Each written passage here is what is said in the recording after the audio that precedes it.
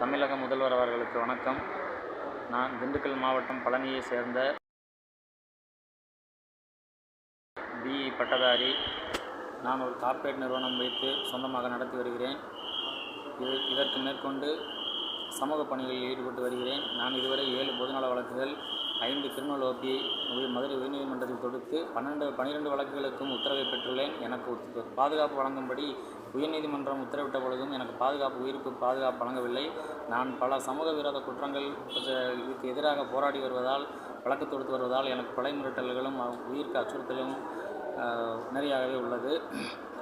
நேற்று 26 காலை 10 மணி அளவில் நேற்று 26/12/23 சுமார் 10 மணி அளவில் காரில் வந்து கொண்டிருந்த என்னை நெய்க்காரப்பட்டி பூமிதான நிலம் சம்பந்தமாக மக்கள் போராடி கொண்டிருந்தனர். அந்த வழியாக வந்த என்னை பழனி டிஎஸ்பியாக இருக்கும் சரவணன் அவர்கள் என்னை காரை விட்டு நான் இறங்கி தாசில்தாரை பார்க்க சென்ற பொழுது என்னை கன்னத்தில் அறைந்து அடித்து, என்னுடைய ஜாதி, நான் தாழ்த்தப்பட்ட சமுதாயத்தை சார்ந்தவன் என்பதனால் என்னுடைய ஜாதி பெயரை சொல்லி இழிவாக பேசி எனக்கு கொலை மிரட்டல் விடுத்து அங்கு நிறுத்தப்பட்டிருந்த மினி பஸ்ஸுக்குள் கொண்டு என்னை போட்டு காலில் மிதித்து எனது மண்டையில் அடித்து உடைத்து என்னை சித்திரவதை செய்து கைது செய்து என்னை நீதித்துறை நடுவரிடம் கொண்டு சென்றார். அவரின் பார்த்து இந்த வழக்கு பொய்யானது என்பதை புரிந்து கொண்ட அவர் பெயிலில் விட்டுவிட்டார்.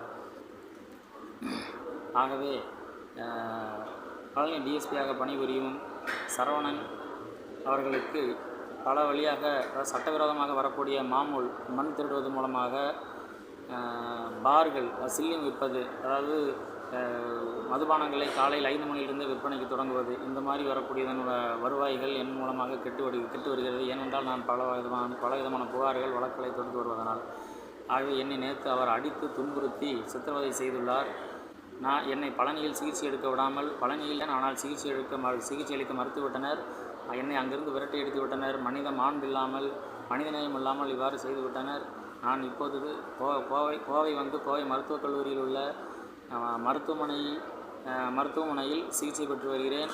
ஆகவே இவ்வாறு பதவியையும் அதிகாரத்தையும் துஷ்பிரயோகம் செய்த பழனி டிஎஸ்பி சரவணன் அவர்கள் மீது நடவடிக்கை எடுக்கும்படி